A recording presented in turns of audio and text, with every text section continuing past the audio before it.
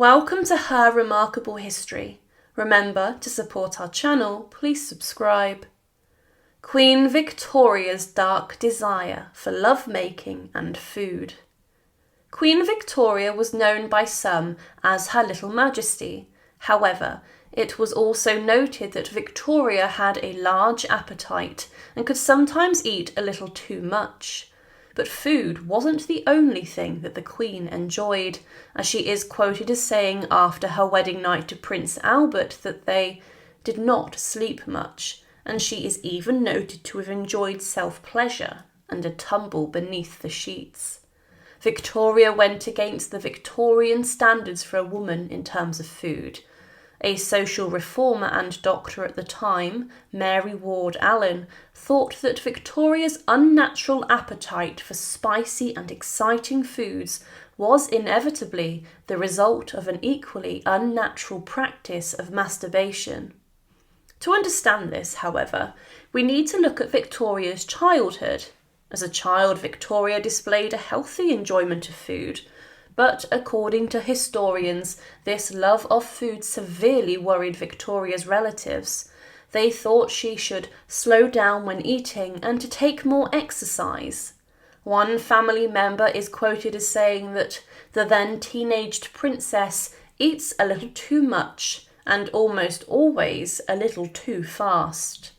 However, because of this concern, Victoria was then subjected to a strict and meticulous regime of controlled eating, a regime that only allowed, for instance, a meal of milk and bread.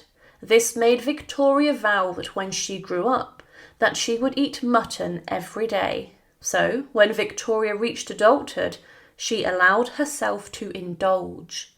Victoria, once queen, had a feast spread for each meal. You could even say her own mini banquet. Breakfast usually consisted of things such as eggs on toast, porridge, fish, smoked haddock, and a wide variety of fancy breads. Victoria felt it was extremely important that even though she wouldn't eat all things offered, that she was given the choice, something she was deprived of as a child. An observer once stated, "Her Majesty confesses to a great weakness for potatoes, which are cooked for her in every conceivable way." And as such, Victoria's dinners contained things such as soup or fish, cold chicken or roast beef. There would also be a variety of desserts and fruits, and lastly pineapple, something that was grown specifically for the royal household. Victoria's dinners would also contain seasonal vegetables. The observer also stated, "She never permits her own table or that of her household to be served with anything that is out of season." Sweet foods were also a big favourite of the Queen, and her wedding cake was certainly a taste of what was to come. Victoria had a great appetite. Her loves included mulled wine, ice cream, cakes and pastries.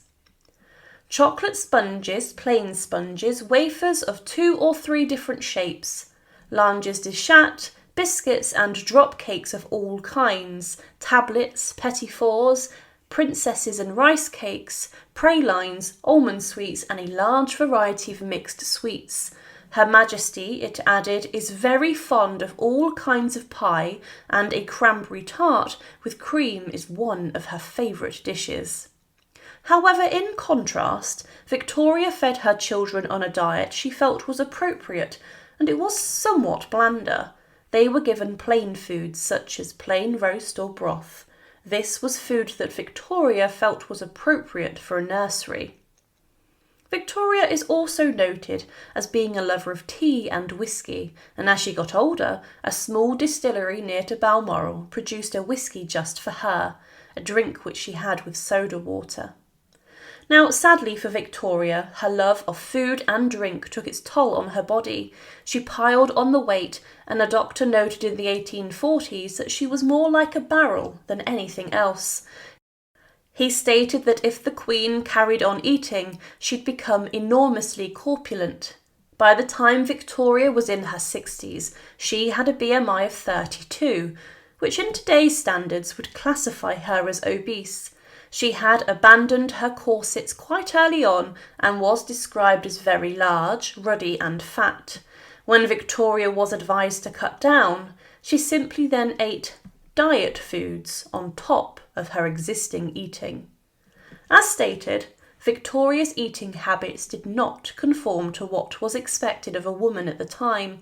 The standards and dietary advice dispensed to women stated that good table manners demanded sedate and measured eating and discouraged visible surrender to gustatory delight.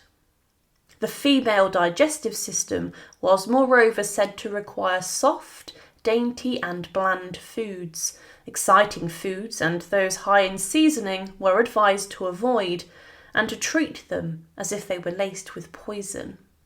This all came down to the believed link between food and the bedroom. If a person ate highly spicy and exciting foods, then they must surely have a dangerously enthusiastic attitude to other bodily pleasures. As I've already said, a social reformer and doctor at the time, Mary Ward Allen, thought that Victoria's unnatural appetite for spicy and exciting foods was inevitably the result of an equally unnatural practice of masturbation. It's believed that if a woman had a bird-like appetite and had a disregard for food, then it showed her moral state and enabled her to remain dainty and have a slim physique. Interestingly, it is believed that Victoria enjoyed the private time that she and her husband shared, beneath the sheets that is. She and Albert married on the 10th of February 1840, and she noted in her diary shortly after that they didn't sleep much as she described their first night together. Albert and Victoria collected exotic artwork, and when advised to forego sexual activity to prevent further pregnancies, Victoria responded with dismay. Yet she thought that her 9 pregnancies were a hindrance to married life. Now, interestingly, it's believed that the cultural roots of some illnesses lie within the generation of Queen Victoria's reign. The Victorian era defined that degeneration of eating was unfeminine and dangerously sexual.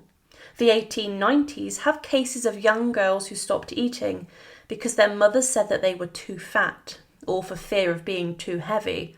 This refrain of eating distanced women from their sexuality and therefore showed their proper, genteel and moral status. It's believed that the refusal of food gave these women a voice. They were deprived of any avenue of self-expression and therefore found their voices in the refusal of food.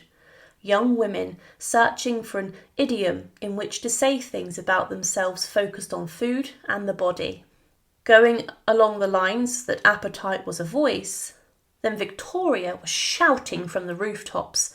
Her position as queen allowed her to ignore most of the constraints put on a woman, and she was therefore able to make her own choices and decisions about her diet and about her body. Thank you for watching, and to support, please subscribe to Her Remarkable History. Thank you.